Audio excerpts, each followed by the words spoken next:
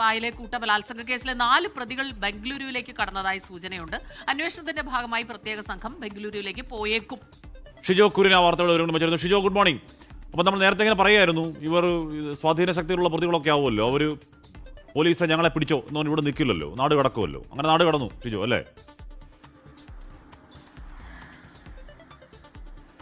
Hashmi, Smitha, good morning. അതെ, ഈ പ്രതികൾ നാട് കടന്നു എന്നുള്ളതാണ് നമുക്ക് ഇപ്പോൾ ലഭിക്കുന്ന ഏറ്റവും പുതിയ വിവരം.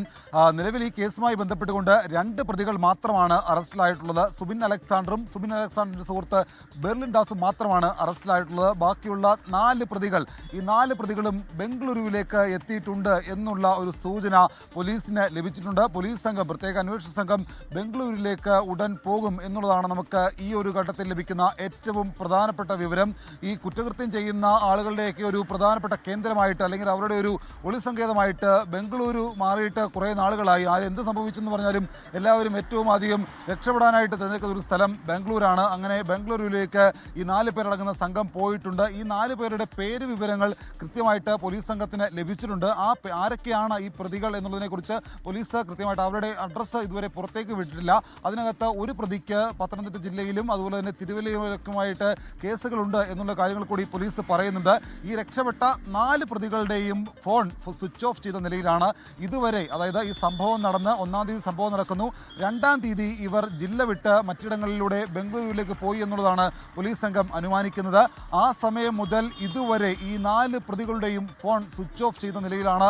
ഒരു ഗൂഗിൾ പേയിലൂടെ പോലും ഒരു ക്യാഷ് ട്രാൻസാക്ഷൻ നടത്താനായിട്ടുള്ള രീതിയിൽ ഇവർ ഫോൺ ഓണാക്കിയിട്ടില്ല. അപ്പോൾ ഈ പ്രതികൾ ഫോൺ ഓണാക്കുന്ന അടക്കമുള്ള കാര്യങ്ങൾ പോലീസ് സംഘം പരിശോധിക്കുന്നു. ബംഗളൂരുവിൽ ഈ പ്രതികൾ ഉണ്ട് എന്ന് ലഭിക്കുന്ന വിവരത്തിന്റെ അടിസ്ഥാനത്തിൽ ഉടൻ തന്നെ ഡിവൈഎസ്പിയുടെ നേതൃത്വത്തിലുള്ള സംഘം ബംഗളൂരുവിലേക്ക് പോകുമെന്നുള്ളതാണ് നമുക്ക് ഈ ഒരു സമയത്ത് ലഭിക്കുന്ന ഏറ്റവും പ്രധാനപ്പെട്ട വിവരം. അതോടൊപ്പം തന്നെ ഈ അതിജീവിതയുടെ സഹപ്രവർത്തകയായിരുന്ന യുവതിയെ കേന്ദ്രീകരിച്ചും അന്വേഷണം നടക്കുന്നുണ്ട്. കാരണം ഈ അതിജീവിതയുടെ സഹപ്രവർത്തകയ്ക്ക് ഈ ഗുണ്ടകളുമായിട്ട് എന്താണ് ബന്ധം, അല്ലെങ്കിൽ ഈ സഹപ്രവർത്തകയുടെ ആൺ സുഹൃത്തുമായി ബന്ധപ്പെട്ടുകൊണ്ട് ഈ ഗുണ്ടകൾക്കും ചില ബന്ധങ്ങളുണ്ട് എന്നുള്ള വിവരങ്ങളൊക്കെ പോലീസ് സംഘത്തിന് ലഭിച്ചിട്ടുണ്ട്. അതടക്കമുള്ള കാര്യങ്ങൾ കേന്ദ്രീകരിച്ചാണ് നിലവിൽ അന്വേഷണം നടക്കുന്നത്.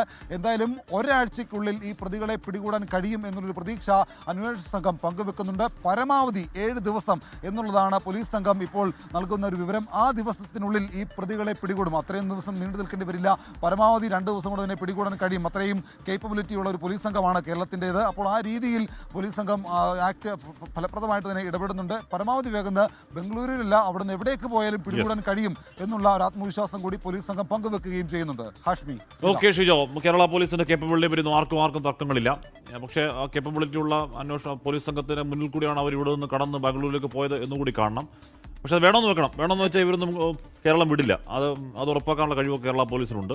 അപ്പോൾ വേണമെന്ന് വെച്ച് ബാംഗ്ലൂർ പോയി പിടിക്കട്ടെ. ലോകത്തെവിടെയായാലും ഏത് സമയത്തും 24 വാർത്തകളും ഓഗ്മെന്റഡ് റിയാലിറ്റി പാക്കേജുകളും എക്സ്പ്ലെയിനറുകളും വിശദമായി കാണാൻ ഞങ്ങളുടെ യൂട്യൂബ് ചാനൽ നിങ്ങൾക്ക് സബ്സ്ക്രൈബ് ചെയ്യാം.